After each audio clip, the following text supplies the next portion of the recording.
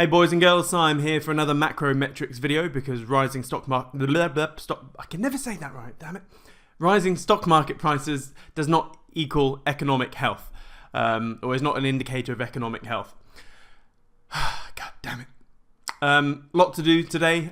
We've got lots of little news articles I want to go through, and let's rapid fire through them.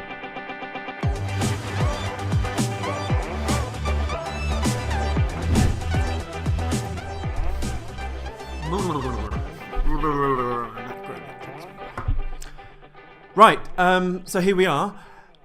I have been meaning to do this video for a while, so I'm a bit backdated. So got a few things I want to go through, and I'm just going to breeze through them. So if you've been watching these videos for a while, it will make sense. If you're new, hopefully it makes sense. So here's the first one. It's not really new news. The furloughing scheme is ending. It's October now, and guess what? We've got another work employment thing that Rishi has announced. So as you can see here, UK workers to get 67% of pay if firms told to shut. So they're doing this silly circuit breaker thing at the moment. I don't know why no one can see this, but I've said this since I think April. We will have another lockdown. It's inevitable. What they're doing is they're changing the terminology. That circuit breaker basically means lockdown or whatever. So they're going to lock people down, everyone down eventually. And so they've had to bring out this new 67% pay. But in fact, let's move on because this is not really my forte. This is getting into politics. I don't know much about politics simply because I choose to ignore it. Let's get on to things where I am slightly more au fait with. Oh, not that one. I mean, this is just really, this is like a kick in the teeth. You know, pay rises, an extra £3,300 MP pay rise. Can't we just clap for them like we did with nurses and doctors? I think that's pretty fair.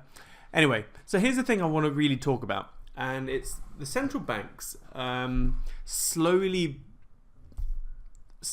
hinting to the public, us, what's going to happen. So if we get my little doodle pad... the video that I think you should definitely see is the one where I talked about hey YouTube, Siam here. So it's this video here. I've mentioned it before. It's who do we owe all this debt to, and it's an expert panel where I basically explained what is likely to happen, and it is happening. Pretty much every month that goes by, I'm getting slightly more vindicated, so to speak.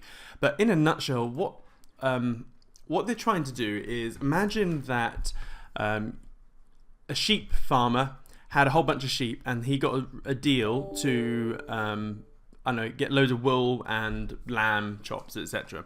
But his sheep are all over the place. Okay, these are sheep, and what he needs to do is he needs to herd them in. So what he won't go and do is simply go to each sheep and then shoot them in the head on the spot and then drag their carcass back home. That's not what's going to happen. So the more efficient thing would be is to get them all back in the pen, and he'll use sheepdogs, helicopters, drones, whatever, and get all the sheep back in the pen so it's nice and easy to control. And then he's then just going to force them into the abattoir. Abattoir, I'm sure there's a double B here somewhere maybe. Yeah. And that is the most efficient way. So you have to understand that where things are going is that we are the sheep on the hills. We can do whatever we want. We're walking wherever we want. But in a monetary sense, we can flee to cash. We can flee to Bitcoin. We can do whatever we wish. And the government and the tax man don't actually know. They don't actually have as much optics on our personal finances as they would like, or what a lot of people believe. So what they'll do is they'll force us into this pen. Now, by forcing us into the pen, that's the equivalent of becoming a cash-free society, as in no cash, no physical hard coins or cash. So that way, we'll be forced to use digital pounds of some sort. I mean, eventually they're going to bring out the digital sterling, which will be a crypto sterling, but they'll call it digital sterling. We'll have our own digital sterling wallet, Bank of England wallet, etc. And yeah, so basically they're going to force us into a cashless society, which means the IRS, the HMRC and the government will have full optics on what we spend, or what we earn, what we spend. There'll be automatic tax. It will probably be tax at source. It should actually simplify taxes, so because at the moment it's an utter ball ache. And they'll do it under the guise of, only drug lords and criminals use cash. So everyone will be using just digital sterling, which, via contactless payments on their phone, etc. Most people won't know the difference. But the thing is, forcing us into the abattoir is going to negative rates. So put it this way, for those who are unfamiliar with this, if you have £100 in your bank account and your bank goes to negative 2% rates, what this means is by the end of the year, you'll effectively have £98. So how much money is sloshing around in the UK economy? Trillions. Or let's say the world. So let's say there's, I think off the top of my head, there's something like $300 trillion of global net worth. So imagine if all of that was in a digital currency, not the dollar or the sterling, but most likely, let's say, one world currency. It sounds really kooky, that. And they go to negative rates. What's 2% of 300 trillion? That's one massive revenue stream for doing nothing. And we can't do anything about it. If we go into Bitcoin, they'll probably charge us straight away. So to avoid and to protect yourself from a cashless society, you have to exit your cash before this happens. So you need to get into gold and silver, you need to get into crypto, ether, Bitcoin, whatever it may be, before we're forced into this. So you have some sort of safe haven, because this will happen. And so this is, I guess, the preamble for basically what they're signaling. So over here, the Bank of International Settlements, is basically saying that we need to prepare for a digital currency. So they're calling it a central bank digital currency. And yeah, so long story short, the links for all of these links will be in the video description. But I'm not going to bore you. It is worth reading, but it's basically saying, yeah, we should prepare for this because the current system is not working. And then, I guess this is a bit of a sidestep, but China, the Chinese central bank is to cut the FX risk reserve ratio to 0. So what this basically means is the dollar and the Chinese yuan renminbi is that they're pegged, and there's a currency war at the moment. So if the dollar goes down, it hurts Chinese exports. So what the Chinese want to do is keep the yuan low or undervalued in comparison to the dollar, because they have this trade deficit. But they can't do that if there is a peg, and at the moment they have this risk reserve. So for every yuan that they effectively print, they need to have some sort of backing for that. Well, what they're doing now is like, shit, we need to really carry on printing to devalue our currency. Screw it, let's just get rid of this risk reserve. So now they, very much like the Bank of England here, there is no risk reserve. So they can simply print willy-nilly and devalue their currency. So if we're looking at, if we just get dollar renminbi up, as you can see, at the moment, oh, sorry, on the 4-hour chart, here we go. Look at this decline. The dollar is weakening against the Chinese yuan. China doesn't like that because they are solely an exporting nation, so that hurts exports to the US. So I'm expecting a bit of a rally at some point, and when we're looking at things like this or any sort of massive rally, you have to always look at the base trend line. And the base trend line, I guess you have a few. So we busted through this one without a second look, but this is the one, so it's roughly around here, which, I mean, it may actually carry on going down to, but we will see a bounce at some point. So that's interesting. So give it a few months for that to kick in, and then we'll probably see the results. And talking about the cashless society, I mean, this is, I don't read the papers, but this is just normal mass media, mainstream stuff that people read, I guess. Coronavirus can survive for a month on services, including banknotes, blah, blah, blah, blah, blah. This is just more propaganda to basically scare the public away from cash. When if you actually look at the science behind it, they'll show you that the infection rate of COVID infection rate as in the transmissibility of getting COVID from things that people touch is statistically insignificant. It doesn't happen. It's a respiratory. it happens through aerosol, basically, through the air. So, or droplets, sorry, that's not aerosol.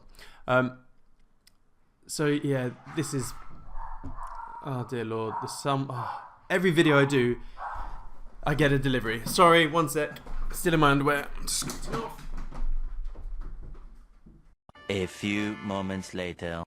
So yeah, it's people. I mean, these days people don't really use cash. When I go into the town or the city, etc., it's very hard to spend cash. Everyone's like contactless only or do it via the app, etc. So we are already being conditioned into a cashless society. I'm out of breath running up and down the stairs. So just look at all the crap that's on this Daily Mail website. Jesus, people actually click this shit? Anyway, moving on. So the next one I'd like to share, Bank of England asks banks how ready they are for sub-zero rates. Yeah. As I said in previous macrometrics videos, we won't see interest rates going up for a long time. Well, not a long time. We've got, it will eventually, but we will see a world of negative rates long before they go up.